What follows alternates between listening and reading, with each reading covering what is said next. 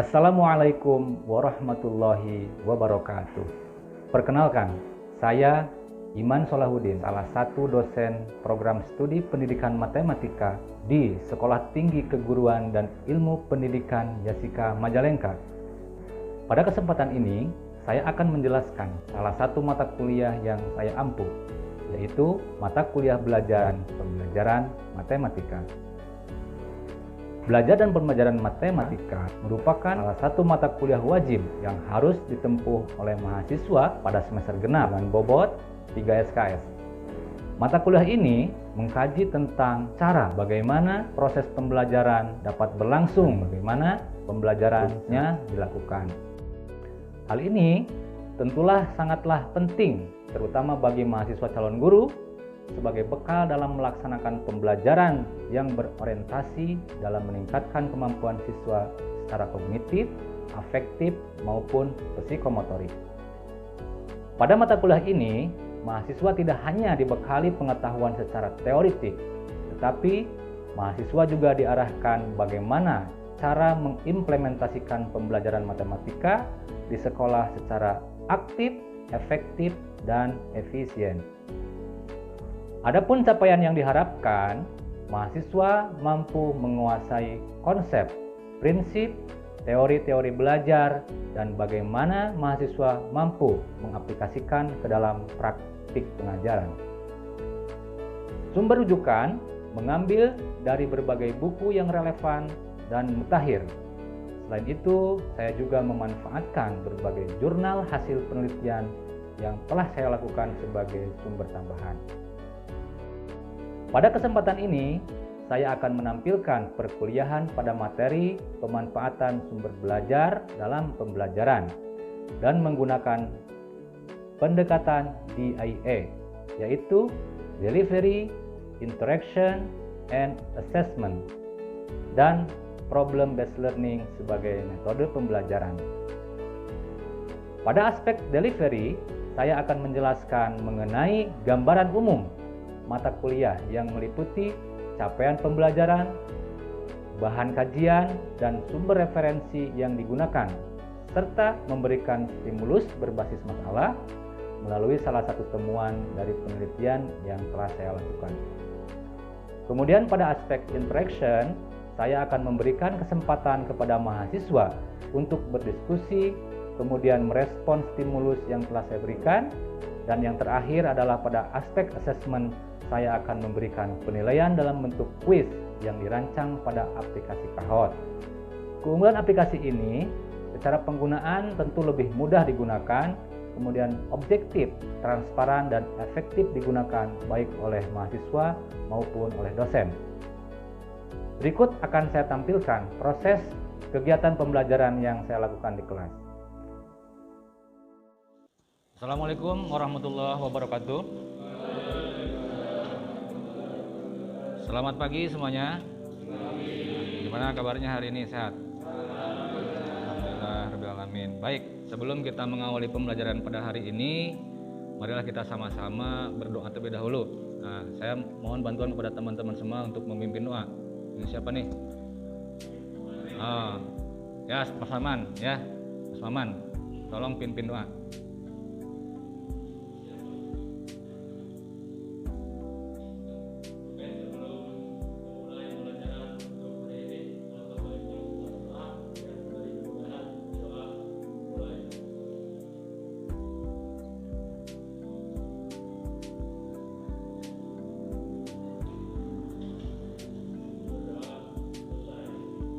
Baik, terima kasih Mas Maman yang sudah memimpin doa. Ya, sebelum kita mengawali pembelajaran, saya akan mengecek dulu kehadiran teman-teman semua, ya. Hadir semua kan? Oke, saya cek. Maman Tasman. Ya. Gilang. Ewin. Indri. Fikri. Ada. Ya. Hadir. Neni. Fajar. Agus. Nah, baik. Nah, kemarin sebelum kita menginjak pada pematerian hari ini, minggu kemarin kita sudah mempelajari beberapa teori-teori, juga media model pembelajaran yang mungkin sudah kalian ajarkan juga, kalian praktekkan juga dan aplikasikan. Nah, hari ini kita akan menginjak kepada materi pemanfaatan sumber belajar dan pembelajaran. Ya. Mungkin teman-teman ada yang sudah tahu apa itu pemanfaatan sumber belajar, atau apa itu sih sumber belajar itu apa? Nah, ada yang tahu nggak? Coba, Dea.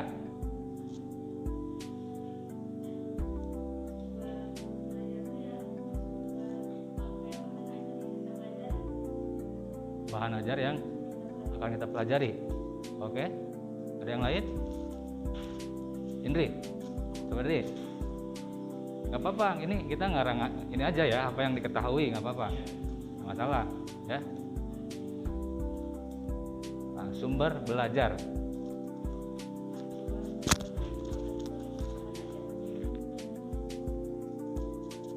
Ya, acuan dalam pembelajaran.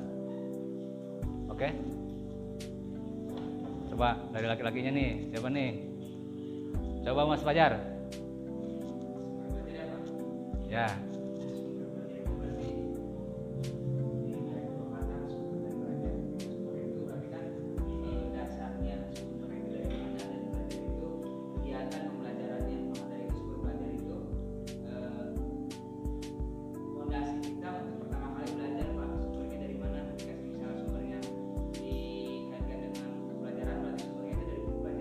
Oke, lebih mantap, komplit ya. Oke, lebih komplit. Kalau begitu kira-kira penting nggak sumber belajar dalam pembelajaran?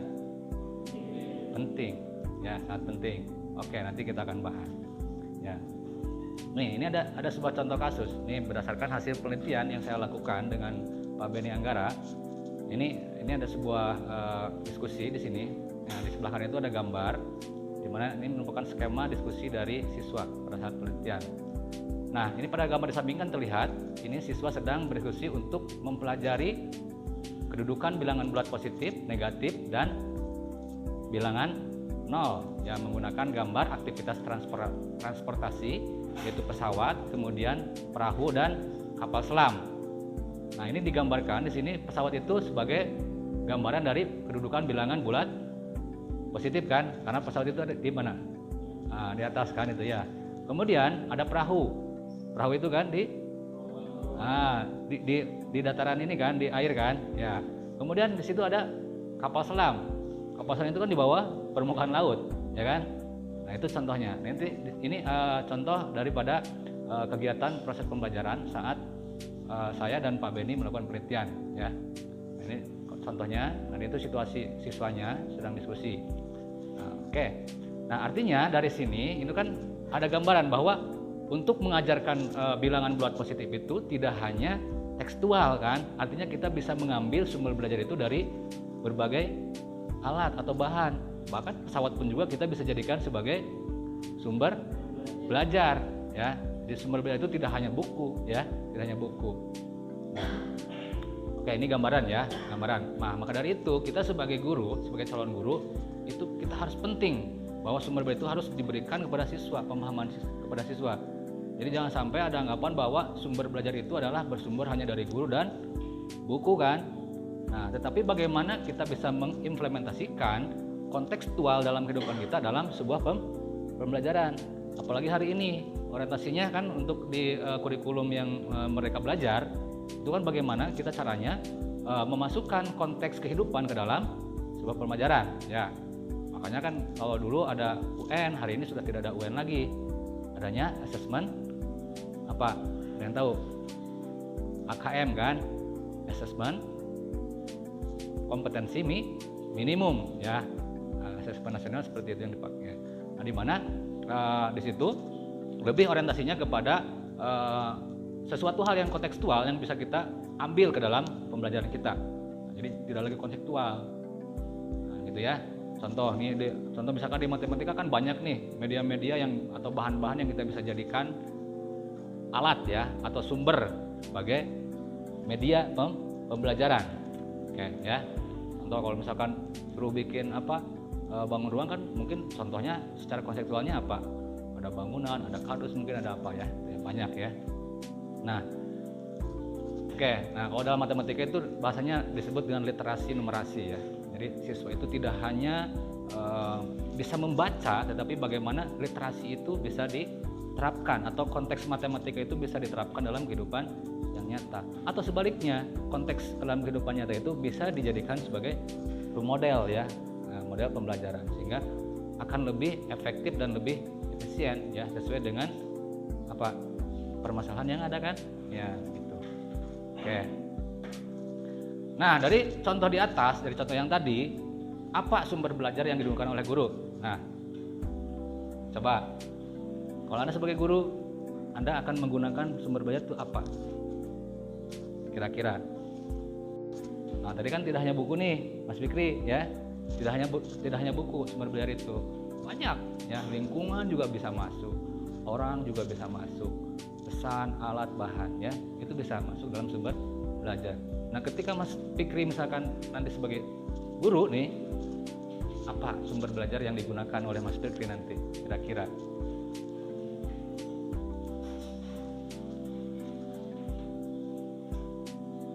Kursi boleh nggak jadi sumber belajar? Bisa. Apa? Coba dalam konteks matematika apa? Apa yang terdapat dalam kursi? Informasi apa? Ya, contoh misalkan untuk dalam konteks matematika apa? Bentuk, ukuran mungkin ya, ukuran. Masuk nggak? Masuk. Volume boleh nggak? Bisa nggak? Ya? Bisa, ya. Bisa kan? Iya. Nah, terus apalagi?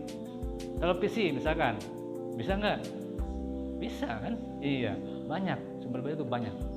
Ya, apalagi hari ini sudah zaman digital, di mana kita bisa mengakses berbagai sumber belajar. Ya, itu yang bedanya dulu dan sekarang. Kalau dulu orientasinya tuh guru itu hanya berorientasinya penuh kan? Guru itu sebagai sumber belajar utama. Kalau dulu, hari ini sudah tidak begitu. Ya, posisinya. Jadi guru itu hanya sebatas instruksional, interaction, hanya memandu ya. Oke. Nah, jadi ketika jadi seorang guru nanti, kita gunakan berbagai sumber belajar ya. Lalu berikutnya ya, apakah Anda dapat mendefinisikan sumber belajar? Nah, kalau begitu tadi kan sudah ya, tadi Mas Fajar sudah mendefinisikan ya apa itu sumber belajar ya. Semestinya dari gambaran tadi Anda sudah dapat memberikan definisi ya. Oke. Lalu berikutnya, apa pentingnya sumber belajar dalam belajar ya? Ya kan, penting ya, karena itu akan menjadikan dasar, tadi kata Mas Fajar, dasar bagaimana kita akan mengkaji sebuah objek untuk bahan pembelajaran gitu kan ya. Oke. Nah, jadi kalau boleh saya simpulkan bahwa sumber belajar itu adalah segala hal yang menghasilkan pesan atau informasi yang dapat dijadikan sebagai bahan atau kajian dalam pembelajaran. Nah, boleh begitu? Boleh ya. Boleh nggak? Ya, barangkali ada yang nggak boleh ya. Oke, bisa ya. Nah, jadi ingat-ingat sumber belajar itu adalah apa? Segala hal yang menghasilkan pesan atau informasi pembelajaran. Oke ya. Nah, oke. Coba nih saya punya tantangan. Oke ya. Coba nanti boleh berdua ya, berdua diskusikan ya. Nah, ini sama ini berdua aja ya. Silakan. Coba diskusikan sumber belajar apa yang relevan digunakan dalam pembelajaran konsep bangunan datar dan bangun ruang. Nah, coba. Oke, nanti diskusi ya berdua. Oke. Coba nanti apa kira-kira sumber belajarnya?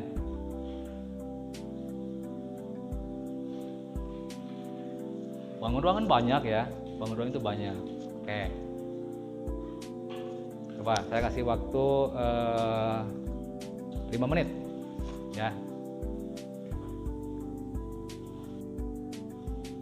Oke. Sudah ada jawaban? Sudah didiskusikan? Ya.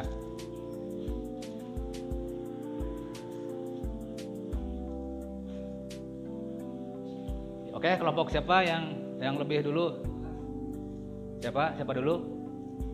Mas Fajar dulu, kelompok Mas Fajar. Siapa ini? Siapa namanya? Ali. Oh ya, saya suka lupa terus kalau Ali itu ya.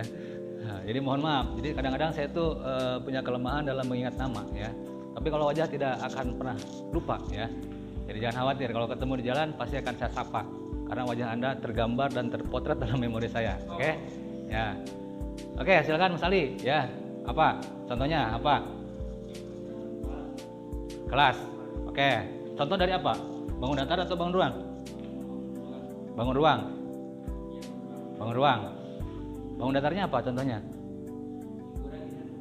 Figura.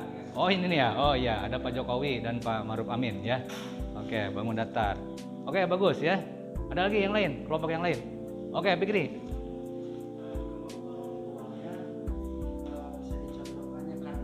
Oke, kardus ya. Kenapa kardus?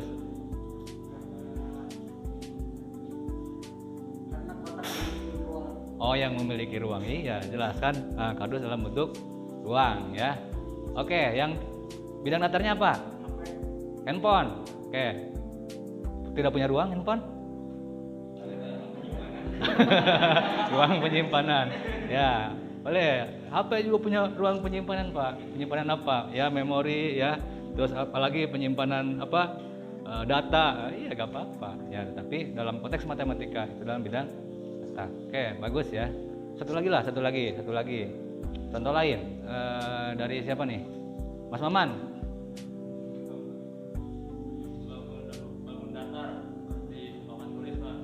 Papan tulis, oke. Ya. Terus apa lagi?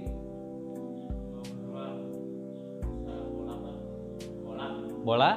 Iya, betul. Bola, betul. Ya, memiliki ruang kan? Ya, oke. Ya, jadi seperti itu ya, seperti itu. Jadi bagaimana konteks kehidupan itu dapat dijadikan sebagai sumber belajar. Nah, seperti itu contohnya, ya. Nah, makanya sekarang ini kan tadi literasi numerasi, bagaimana kita mengaplikasikan matematika, simbol-simbol matematika dalam kehidupan. Sangat penting ya, sangat penting. Dan yang orientasi di soal-soal PISA itu kan biasanya begitu ya, yang high order thinking. Jadi bagaimana soal-soal yang tingkat apa namanya, tingkat kesulitannya di atas rata-rata begitu ya. Harus mulai ke arah sana ya, gitu ya. Sana. Oke.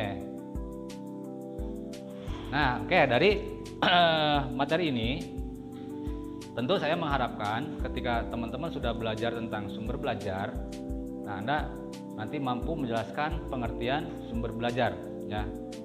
Nah, kemudian yang kedua, Anda juga dapat membedakan apa itu sumber belajar, kemudian media pembelajaran dan bahan ajar.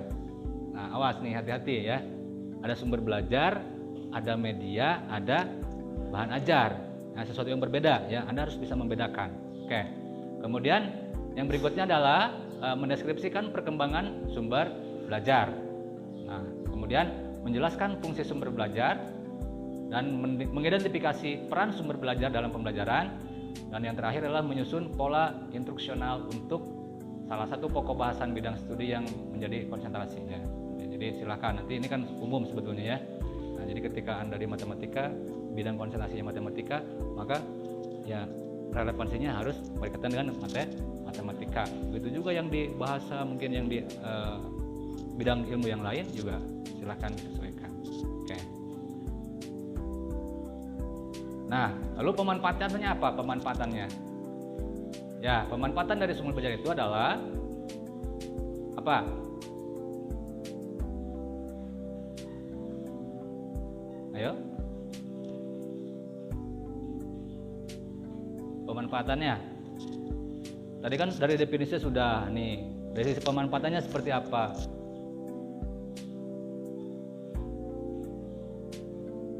Ayo. Coba Mas Fikri. Tadi secara definisi sudah dijelaskan, contohnya sudah digambarkan. Nah, lalu dimanfaatkannya seperti apa? Ya. Dalam kegiatan atau aktivitas dalam pembelajaran kan, dalam proses pembelajaran, ya. Nah, maka dari itu guru bertanggung jawab ya untuk mencocokkan siswa dengan bahan yang akan diajarkan, ya. Harus sesuai dengan aktivitasnya. Contoh misalkan tadi mengajar bangun ruang, ya kira-kira cari contoh-contoh yang berkaitan dengan bangun ruang. Kemudian tanggung jawab guru juga menyiapkan siswa agar dapat berinteraksi dengan bahan yang dipilih, ya. Nah, dari tadi interaksi itu ya akan lebih memudahkan tentunya kan dibanding dengan kita mengotret di papan tulis dengan menggambar ini disebut dengan balok atau disebut dengan bangun ruang, kan akan lebih sulit, ya. Dengan bahan ajar ini akan lebih mempermudah siswa dalam memahami konteks materi yang akan kita ajarkan, ya. Nah, kemudian baru memberikan bimbingan dan memberi penilaian dari hasil proses pembelajaran. Itu tanggung jawab guru, ya, sumber belajar. Oke. Nah, ruang lingkupnya tentu yang pertama adalah pemanfaatan sumber belajar, kemudian difusi inovasi, yang kemudian implementasi dan institusionalis, dan kemudian kebijakan dan regulasi. Nah, dalam sumber belajar itu ada dua jenis ya pendekatan. Yang pertama by design, yang kedua by utilism ya. Jadi ada yang didesain, ada yang ada dengan sendirinya. Contoh apa? Sumber belajar yang didesain, contohnya apa? Yang kita buat, yang kita ciptakan, yang kita desain. Balok boleh. Apalagi? Buku juga sama, didesain kan? Ya, bahan ajar, modul, ya kan? Modul, apalagi? PPT, PowerPoint juga sama kan? Ya, itu kan didesain. Sumber belajar yang kita desain. Kemudian ada yang tidak desain atau ada dengan sendirinya. Kalau ini kan ada cerita dongeng itu kan kayak cerita dongeng dulu tuh. Kan itu sumber belajar yang tidak kita desain, artinya sudah ada dari dulu kan? Iya begitu. Itu juga bisa dijadikan sebagai sumber belajar. Ya, jadi ada dua, ingat-ingat ya. Ada yang by design, ada yang by utilize. Ya, jadi ada sejak dari dulunya. Nah, secara prinsip pemanfaatan sumber belajar itu disesuaikan dengan desain pembelajaran, kemudian sesuai dengan karakteristik siswa. Ya, jadi kita harus ingat-ingat, harus dicocokkan dengan karakteristiknya seperti apa. Ya, kalau misalkan anaknya sukanya sukanya seni, kira-kira bagaimana kita bisa memasukkan sumber belajar itu dalam bentuk seni? Banyak kan? Ya. Yang pasti begini, ketika kita menjadi guru matematika itu harus menjadi guru yang asik dan favorit gitu ya. Ya, jadi matematika itu jangan dibikin jangan dibikin sulit gitu kan. Awali dari gurunya dulu, ya. Awali dari guru dulu. Gurunya harus asik dan harus digemari. Jangan sampai jadi guru matematika nih, baru aja mendengar namanya, wah ada budaya misalkan, wah nggak mau ada budaya. Nah, jangan seperti itu ya. Sudah tidak zaman ya, sudah tidak zaman. Bagaimana kita menjadi guru yang digemari dan baik ya. Harus matematika itu asik gitu ya. Nah, lalu bagaimana kita bisa melakukan transformasi pengetahuan kalau dalam memorinya sudah ada blok memori? Nggak mungkin terjadi simulasi, tidak mungkin ada stimulus dan respon. Ya, tidak mungkin ya. Nah, kemarin yang sudah kita pelajari di awal bahwa proses pembelajaran itu akan terjadi dengan baik apabila terjadi stimulus dan respon. Artinya ketika guru memberikan stimulus, siswa akan merespon dengan baik. Nah, kalau tadi memori bloknya sudah memblok bahwa dengan gurunya juga sudah takut, ya tidak mungkin kita akan memberikan atau melakukan transformasi pengetahuan. Nah, kita gali, kita sesuaikan pesan siswa di mana, gambarnya di mana, ya nanti kita sesuaikan. Dan itu akan menjadi sumber belajar kita, ya. Oke. Lalu berikutnya adalah sesuaikan dengan bentuk asli dari konsep yang akan dipakai, ya. Jadi jangan merubah bentuk nih. Ya, bentuk aslinya misalkan tadi terkait dengan bangun ruang, ya jangan selewengkan ke yang lain, ya berarti fokus kepada ruang itu. Nah, ini ada hubungannya ya, ini sumber belajar, media belajar, dan bahan ajar. Kalau tadi sumber belajar itu adalah merupakan segala sesuatu yang menjadi pesan ya, untuk dari sebuah objek untuk kita kaji ke dalam bentuk pembelajaran. Nah, kalau media, apa itu media?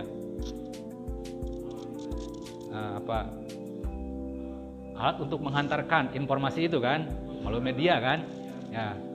Nah, kemudian bahan ajar. Kalau bahan ajar apa? Teori dari pesan itu yang dihantarkan oleh media nanti kan berupa bentuk bisa ditulis dalam bentuk bahan ajar. Nah, maka ketika Anda menjadi guru ya, nah kita bayangkan, oke lah kalau di kota ya gak masalah mungkin ya, karena sumber belajar mungkin banyak yang bisa kita akses. Karena jaringan internet bagus ya, karena fasilitas dan sarana prasarana juga memadai. Coba kita bayangkan kalau kita sekolahnya di kampung. Coba kita bayangkan ya. Oke, sekarang ini coba tantangan. Apa yang akan Anda lakukan ketika Anda misalkan nanti menjadi guru? Tetapi guru Anda ditempatkannya di pelosok, kampung pelosok, terpencil. Nah, hari ini tidak boleh berbicara ideal ya. Karena kita sadari dan kita harus akui bahwa Indonesia itu sangat luas ya, sangat luas, dan tidak menutup kemungkinan Anda akan ditempatkan nanti di tempat yang terpencil. Apakah Anda sebagai guru akan terhenti fungsinya ya karena tidak ada sumber belajar atau bagaimana? Coba. Apa yang akan Anda lakukan kira-kira? Yang ada apa? Contoh misalkan Dea nanti Dea akan ditempatkan di Majalengka yang kira-kira di pojok. Nah, tidak ada internet, tidak ada apa-apa.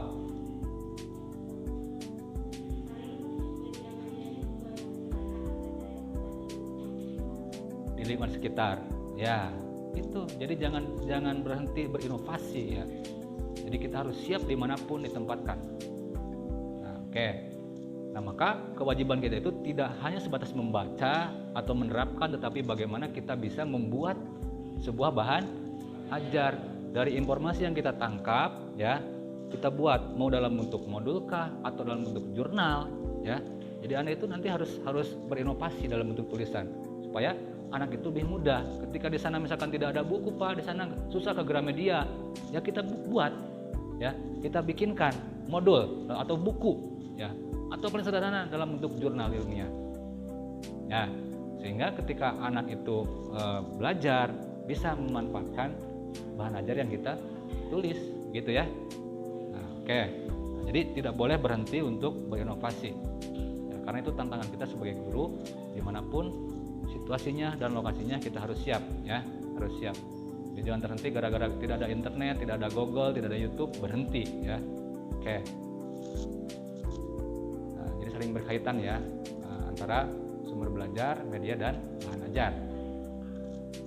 Nah, jadi sumber belajar itu tadi sudah didefinisikan adalah segala sesuatu yang dapat menghasilkan pesan sebagai bahan atau objek kajian dalam pembelajaran. Nah, sedangkan media adalah segala sesuatu yang dapat menghantarkan pesan dari pengirim kepada penerima ya, dari objek sumber belajar itu kita hantarkan ya.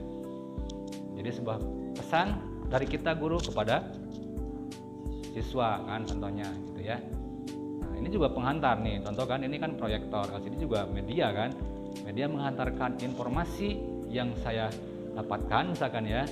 Nah, berupa PowerPoint yang dihantarkan oleh ini jadilah sebuah informasi. Nah, kemudian bahan ajar. Bahan ajar itulah segala sesuatu yang berisi pesan yang dimanfaatkan dalam pembelajaran, itu dalam bentuk materi. Boleh buku nantinya ya, boleh jurnal, boleh modul, boleh diktat dan sebagainya ya. Nah, seperti itu. Nah, ini jenis-jenis sumber belajar ya. Jenis-jenis sumber belajar pertama itu pesan ya. Nah, pesan, kemudian manusia, bahan, ada peralatan, teknik, dan lingkungan.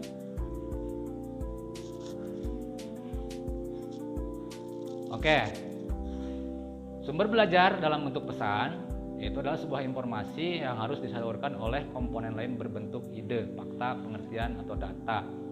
Ya, itu yang by design, contohnya bahan-bahan pelajaran, yang kemudian yang dimanfaatkan, contohnya adalah cerita rakyat, dongeng gitu ya, legenda, nasihat, itu pesan ya, pesan. Itu yang tadi sudah dijawab ya oleh teman-teman semua. Kemudian yang kedua, jenis sumber belajar itu adalah manusia. Ya, contohnya apa? Ada dosen, ada guru kan? Ada apa lagi?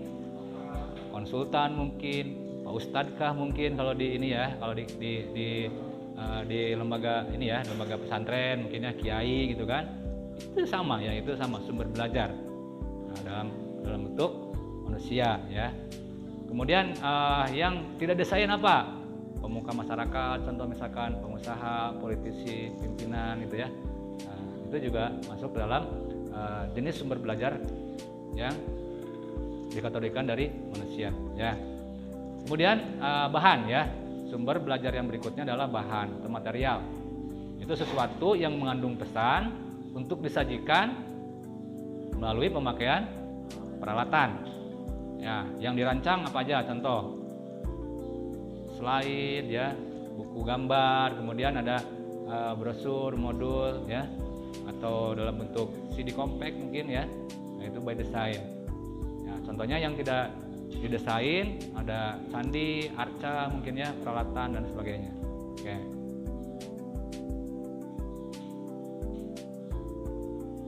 Oke, lalu berikutnya adalah sumber belajar dalam jenis peralatan. Nah, cara definisinya yaitu sesuatu yang dapat dijadikan media atau yang disebut media, baik itu hardware, software, untuk menyalurkan sebuah pesan yang dapat disajikan ke dalam sebuah software ya. Contohnya apa?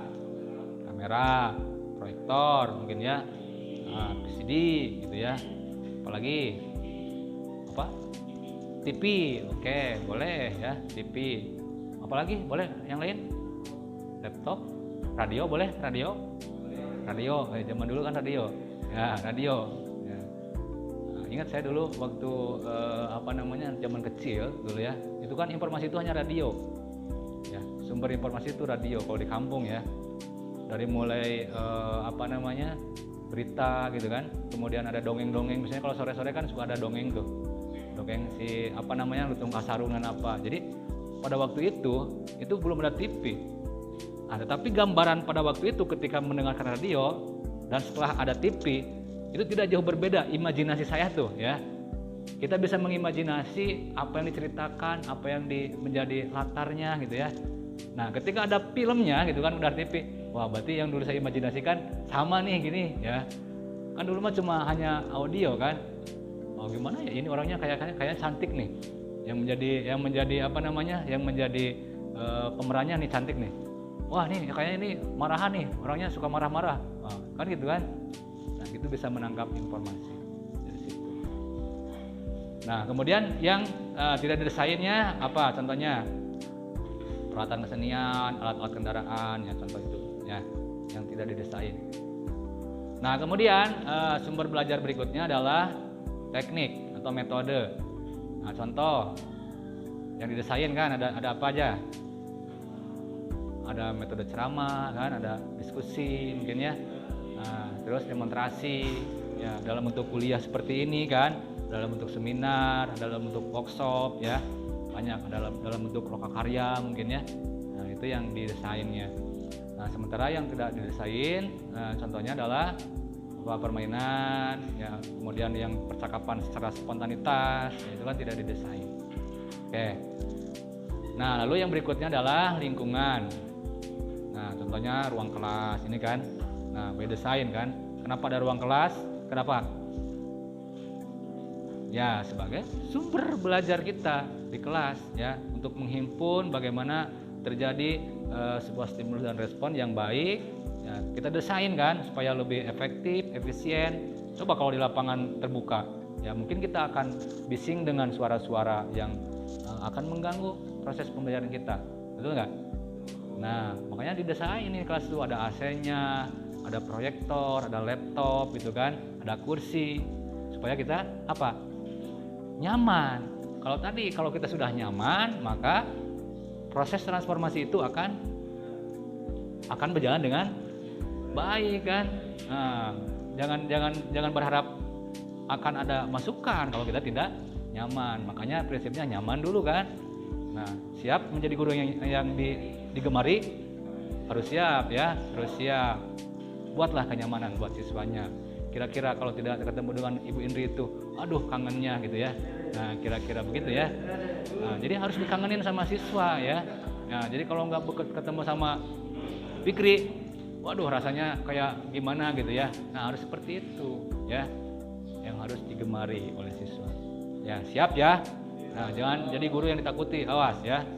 Sudah tidak musim sekarang ya. Oke. Nah, lalu bagaimana kriteria memilih sumber belajar ya?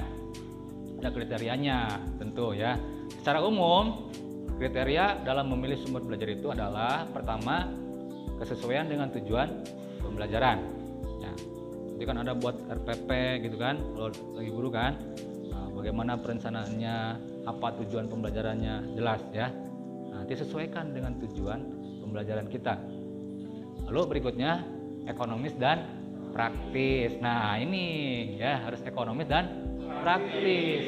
Kalau ada yang ekonomis, ngapain nyari yang mahal-mahal kan? Ya yang penting ekonomis, praktis. Ya kan? Praktis. Ya ngapain kita beli beli misalkan box yang besar. Ya kalau misalkan ada kardus ya sudah aja kardus, kan sama aja. Ya kan? Ya enggak? Nah, carilah bahan-bahan yang kira-kira ekonomis, kemudian praktis.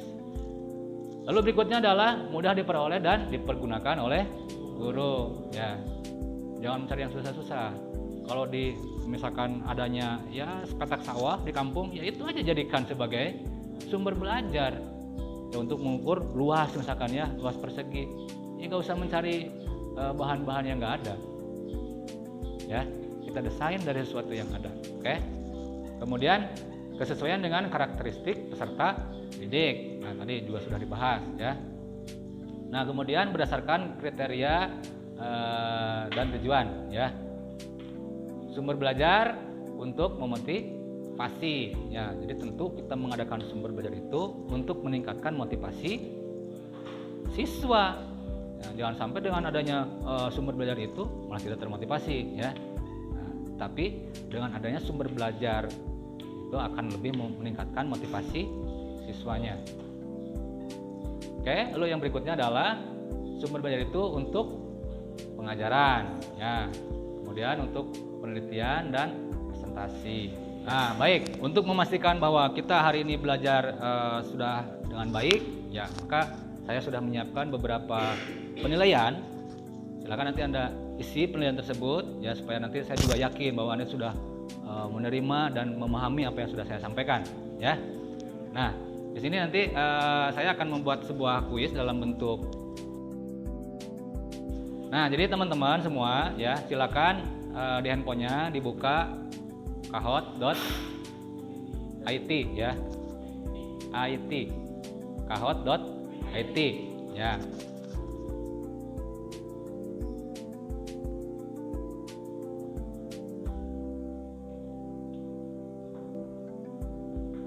Nah, silakan dimasukkan kodenya. Game pin-nya silakan dimasukkan.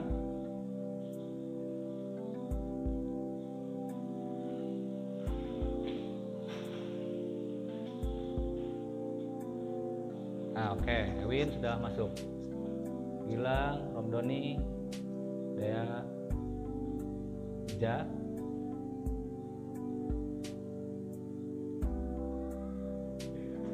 Oke ya.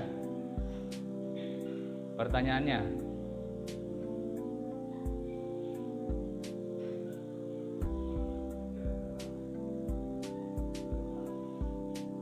Ayo, waktunya 15 detik.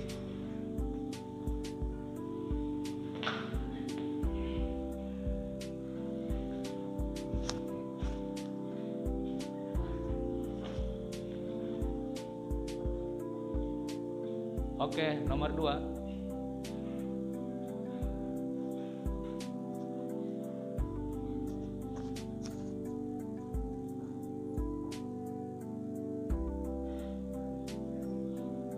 Nah, ini Ewin 869. Nah, ini paling tinggi Ewin ya, kecepatan untuk menjawabnya.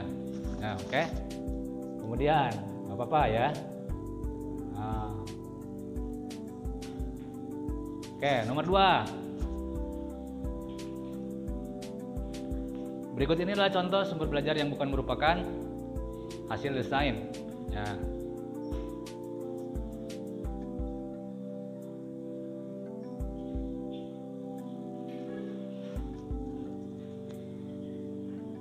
Oke, waktu habis. Ya. Coba kita lihat siapakah yang paling tertinggi. Burhan. Wah, mana Burhan? Mantap. Burhan. Ya, luar biasa ya. Burhan tertinggi, menyusul Ewin ya. Oke, berikutnya. Ini true or false ya. Fungsi sumber belajar adalah salah satunya adalah untuk meningkatkan produktivitas pendidik, membuat pembelajaran lebih efektif. True or false ini ya. Pilihannya. Oke, 7. Iya terus. Ya banyak ya yang menjawab. Oke. Nah, kita lihat ya. Siapakah dia? Mantap. Burhan lagi. Ya. Burhan. Ya. Nih ada 2 lagi. Nah, saya kasih jeda dulu lah biar tidak Burhan lagi. Nah, biar yang lain lebih persiapan ya. Oke. 2 lagi ya, 2 pertanyaan lagi. Coba. Ini udah siap semua sudah siap. Oke. Tes case lagi. Oke. Sumber belajar memiliki peran dalam pembelajaran baik secara individual, klasikal maupun kelompok.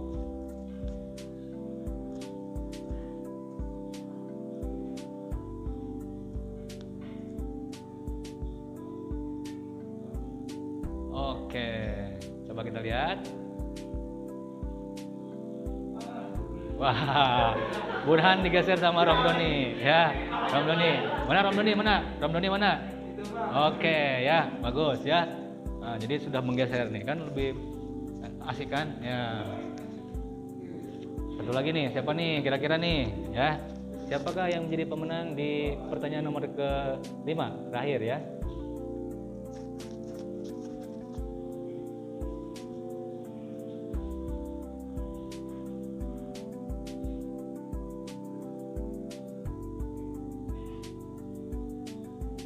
Berikut ini yang bukan merupakan sumber belajar.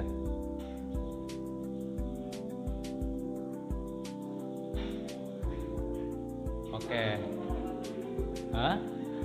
Sudah? Kita lihat.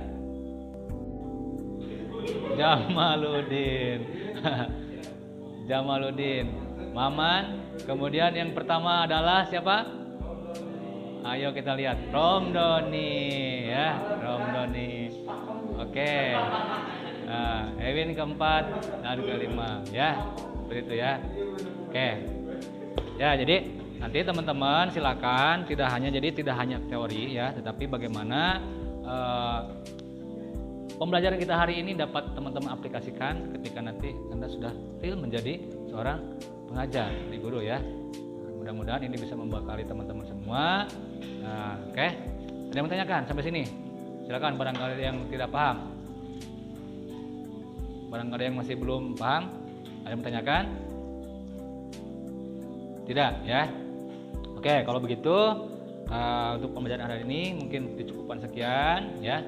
Terima kasih atas waktu dan kesempatannya. Mudah-mudahan apa yang kita pelajari hari ini lebih memberikan masukan yang positif dan bisa memberikan sebuah inovasi yang luar biasa terhadap pembelajaran kita di Indonesia ya. Terima kasih, saya akhiri. Wassalamualaikum warahmatullahi wabarakatuh.